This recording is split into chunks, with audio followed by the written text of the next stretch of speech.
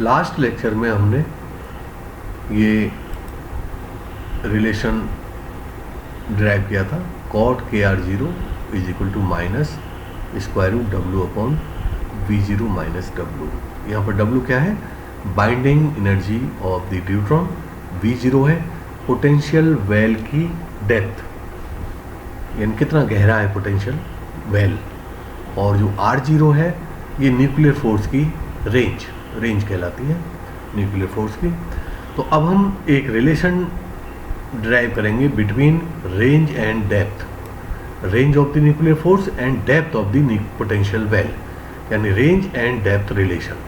कभी कभी एग्जाम में आ जाता है question, drive the relation between range and depth, तो उसके वो इस तरह से हम करेंगे। अच्छा, यहाँ पर मैं एक चीज़ बताना चाहूँगा कि मैंने ड्यूट्रॉन की प्रॉपर्टीज़ बताई थी, उसमें बताया था कि जो ड्यूट्रॉन की बाइंडिंग एनर्जी है वो उसकी वैल्यू होती है 2.225 MeV, ठीक है ना, बहुत कम वैल्यू है ये। और जो न्यूक्लियॉन्स के बीच में जो न्यूक्लियर फोर्स लगता है, उस फोर्स बहुत स्ट्रॉन्ग फोर्स होता है वो, और उस फोर्स के इक्विवेलेंट अगर हम पोटेंशियल निकालें, यानी इस पोटेंशियल की वैल्यू निकालें, तो ये इस बाइंडिंग एनर्जी से बहुत ज़्यादा होती है कंपैरेटिवली।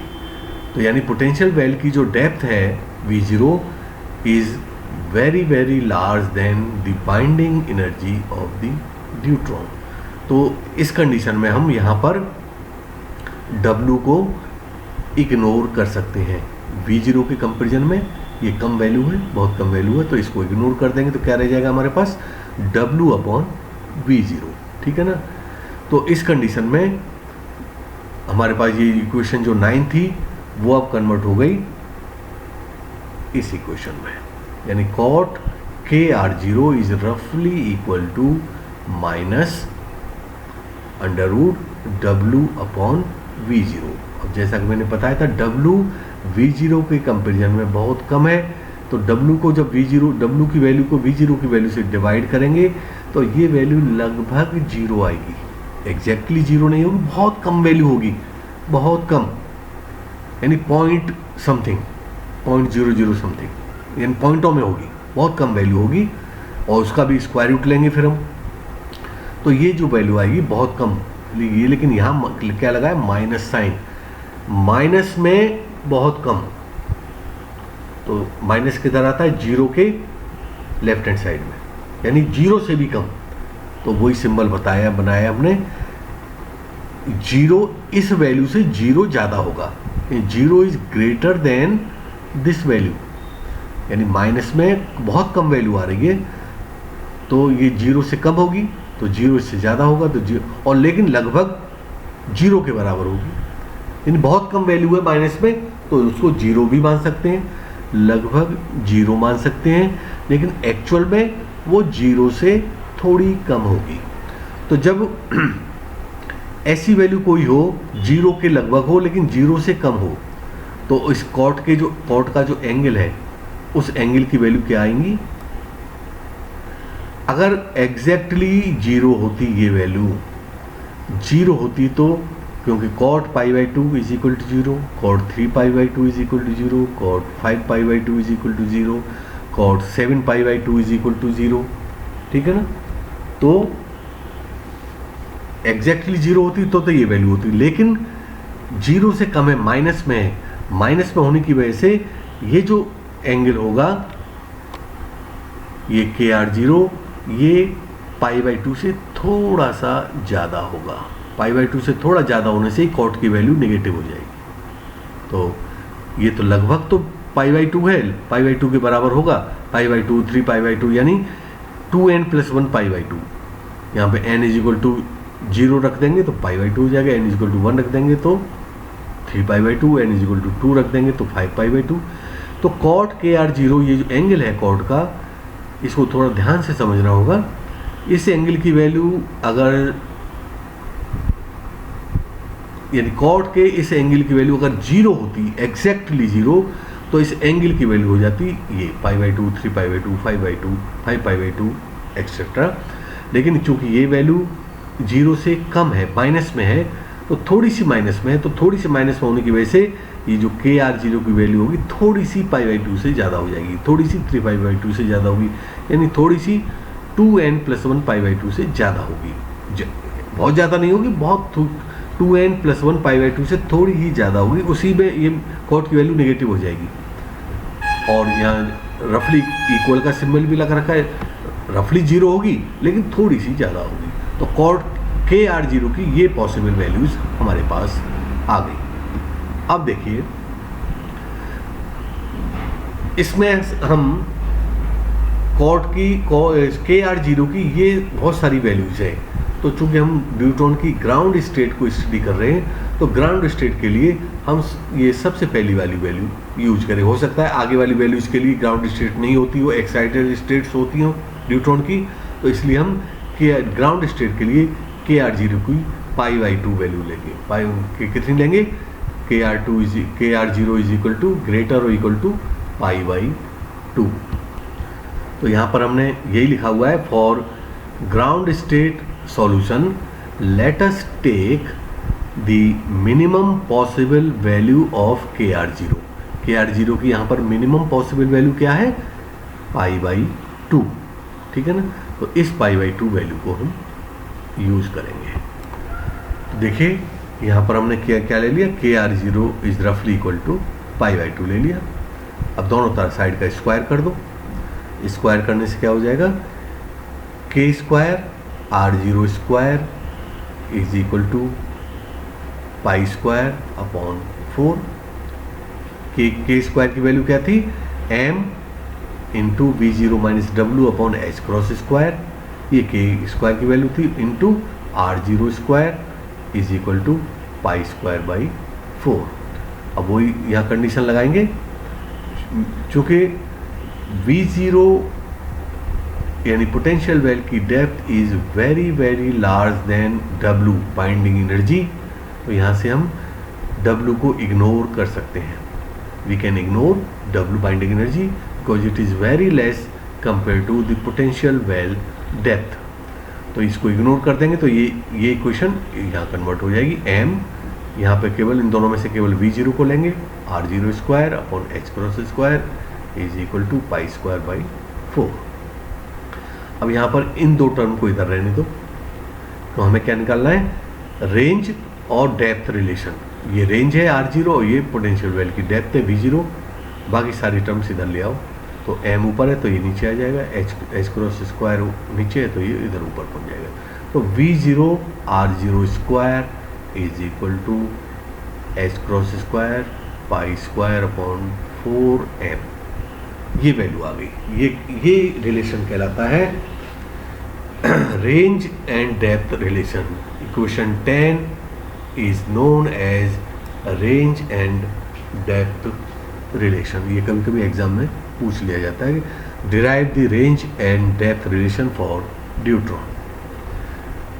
अब इस रिलेशन से हम अब ये तो सारे पैरामीटर्स हैं, एच क्रॉस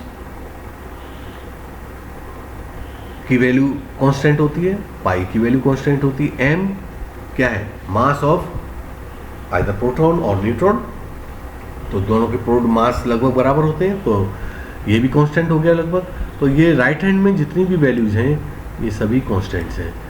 तो यानी V zero R square is a constant, यानी अगर हमें दोनों में से एक की वैल्यू पता हो तो दूसरे की वैल्यू हम निकाल सकते हैं। यानी न्यूक्लियर फोर्स की रेंज पता हो तो हम उसका न्यूक्लियर फोर्स का जो इक्विवेलेंट पोटेंशियल आएगा, उसके इक्विवेलेंट फोर्स के इक्विवेलेंट पोटेंशियल वो हम यहाँ पर निकाल सकते हैं। तो एक टेबल हम बनाई है, आर की डिफरेंट वैल्यूज सब्स्टिट्यूट करें तो पोटेंशियल कैसे वेरी करेगा, और उसको देखिए।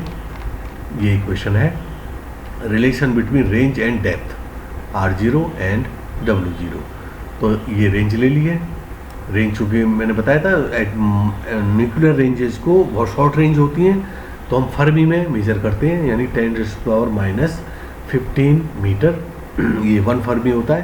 तो रेंज अगर 1 फर्मी है, 1.5 फर्मी है, 2 फर्मी है, 2.5 फर्मी है एंड इन्फिनिटी है, तो उसके अकॉर्डिंग पोटेंशियल वेल की डेप्थ क्या होनी चाहिए, 1 फर्मी होगी तो 120 MeV पोटेंशियल होना चाहिए। अगर न्यूक्लियर फोर्स की रेंज 1 फर्मी है तो 1.5 फर्मी है तो 59 MeV न्यूक्लियर फोर्स वो पोटेंशियल होना, न्यूक्लियर पोटेंशियल होना चाहिए। लेकिन एक्चुअल में जो हमारा न्यूक्लियर फोर्स की रेंज होती है 2 से 3 फर्मी के आसपास होती है, तो लगभग 2.1 फर्मी अगर मान लें हम ये, तो न्यूक्लियर फोर्स के इक्विवेलेंट जो पोटेंशियल होता है वो 36 MeV। तो जैसा मैंने बताया था V0 की जो वैल्यू है कितनी आ गई 36 लगभग, और हमारी जो बाइंडिंग एनर्जी कितनी थी 2.225 MeV। तो 36 के कंपैरिजन में the binding energy of deuteron is very less. इसलिए हमने कई जगह पर जहाँ इक्वेशंस थी वहाँ पर हमने जैसे यहाँ पर था W को इग्नोर कर दिया था एज कंपेयर टू V0, ठीक है ना। तो ये कहलाता है रेंज एंड डेप्थ रिलेशन। अब अगर हम यहाँ पर डिफरेंट पैरामीटर्स की वैल्यूज़ को सब्स्टिट्यूट करें, देखिए on putting the values of different parameters in equation 10, ये इक्वेशन 10 है, इसमें राइट हैंड साइड में सारे पैरामीटर्स हैं, तो इनकी वैल्यू सब्स्टिट्यूट करेंगे। ये इक्वेशन ले ली हमने, और हमने क्या ले लिया, न्यूक्लियर फोर्स की रेंज को हमने ले लिया 2.1 फर्मी। जो ड्यूट्रॉन की जो रेडियस हमने बताई थी 2.1 फर्मी, वही हमने मान ली न्यूक्लियर फोर्स की रेंज R0। तो अगर R0 को इधर ले आए तो ये नीचे आ जाएगा h×² π²/4 mR0²। तो ये इक्वेशन आ जाएगी हमारी V0R = h×² π²/4 mR0²। अब इधर राइट हैंड साइड में सारी वैल्यूज हमें पता है। h क्रॉस की वैल्यू होती है 1.05 × 10⁻34, और यहाँ स्क्वायर लगा हुआ है तो इसको स्क्वायर कर दिया। पाई की वैल्यू होती है 3.14, उसका भी स्क्वायर कर दिया। 4 × m, m क्या है, मास ऑफ न्यूट्रॉन और प्रोटॉन, तो ये होता है 1.67, रफली लिख रहे हैं हम, एग्जैक्ट मास नहीं लिख रहे, 1.67 × 10⁻27 किलोग्राम, ठीक है ना। सारी यूनिट्स हैं वो है MKS सिस्टम में है, किलोग्राम हो गया, ये जूल में है, सॉरी जूल में नहीं, MKS सिस्टम में है सारी वैल्यूज। अब आगे R0 की वैल्यू होती है 2, यहाँ ले लिया हमने, ये फर्मी, यानी फर्मी क्या होता है, एक फर्मी क्या होता है 10⁻⁻15 मीटर, तो फर्मी की जगह पर हम लिख दिया 10⁻⁻15, 2.1 × 10⁻⁻15 मीटर हो गया ये, और यहाँ चूँकि ये स्क्वायर है R0², तो स्क्वायर कर दिया। तो इसको जब हम कैलकुलेट करेंगे इस वैल्यू को, केवल इतनी वैल्यू को, तो ये जूल में आएगी, जूल में। अब इस जूल को इलेक्ट्रॉन वोल्ट में कन्वर्ट करने के लिए हमको डिवाइड करना पड़ेगा 1.6 × 10⁻⁻19 से, तो कन्वर्ट होगा इलेक्ट्रॉन वोल्ट में। अगर हम 1.6 × 10⁻⁻13 से मल्टीप्लाई डिवाइड कर देंगे तो ये डायरेक्टली मिलियन इलेक्ट्रॉन वोल्ट में कन्वर्ट हो जाएगा।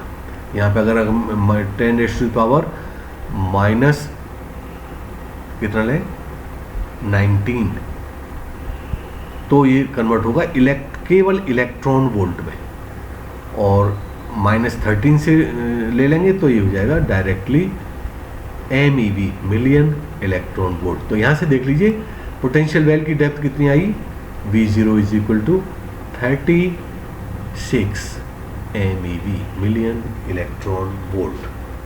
जबकि ड्यूट्रॉन की जो बाइंडिंग एनर्जी होती है वो कितनी होती है 2.225 MeV। इसका मतलब क्या हुआ, पोटेंशियल वेल की डेप्थ के कंपैरिजन में the binding energy of deuteron is very very less. यानी ड्यूट्रॉन एक्चुअली में न्यूक्लियर फोर्स जो लग रहा है प्रोटॉन और न्यूट्रॉन के बीच में ड्यूट्रॉन में, उसके अकॉर्डिंग तो जो बाइंडिंग एनर्जी यानी जो पोटेंशियल होना चाहिए वो 36 होना चाहिए उनके बीच में, लेकिन जो फोर्स की वजह से जो बाइंडिंग एनर्जी आ रही है वो केवल इतनी आ रही है। इतना अट्रैक्शन होना चाहिए प्रोटॉन न्यूट्रॉन में, न्यूट्रॉन के केस में, लेकिन अट्रैक्शन कितने का हो रहा है? केवल इस वैल्यू का हो रहा है। यानी neutron is a very loosely bound system. बहुत न्यूक्लियर फोर्स जितना होना चाहिए उतना फोर्स नहीं लग रहा, उसमें कम लग रहा है उसके कंपेरिजन में।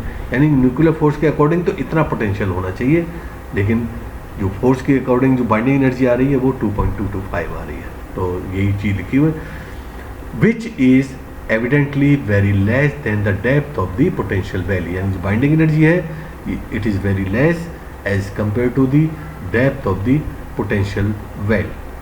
Hence deuteron is a loosely bound system. Neutron proton के बीच में न्यूक्लियर फोर्स लग रहा है, उसके अकॉर्डिंग जो अट्रैक्शन होना चाहिए वो इस ऑर्डर का होना चाहिए, लेकिन होता किस ऑर्डर का है? इस ऑर्डर का। तो इसका मतलब क्या हुआ कि जो ड्यूट्रॉन है वो बहुत ही लूजली बाउंड सिस्टम है। यानी हम उस ड्यूट्रॉन को यानी ड्यूटेरियम की न्यूक्लियस को अगर इतनी एनर्जी सप्लाई कर दें कहीं बाहर से, तो प्रोटॉन और न्यूट्रॉन दोनों अलग अलग चले जाएंगे, अलग अलग हो जाएंगे, सेपरेट हो जाएंगे। यानी न्यूक्लियस डिके हो जाएगा, डिफॉर्म हो जाएगा, मतलब टूट जाएगा न्यूक्लियस इतनी सी एनर्जी में। तो ये जो बाइंडिंग एनर्जी है वो न्यूट्रॉन की बहुत कम होती है। इस वजह से हम कह सकते हैं the neutron is a very loosely bound system.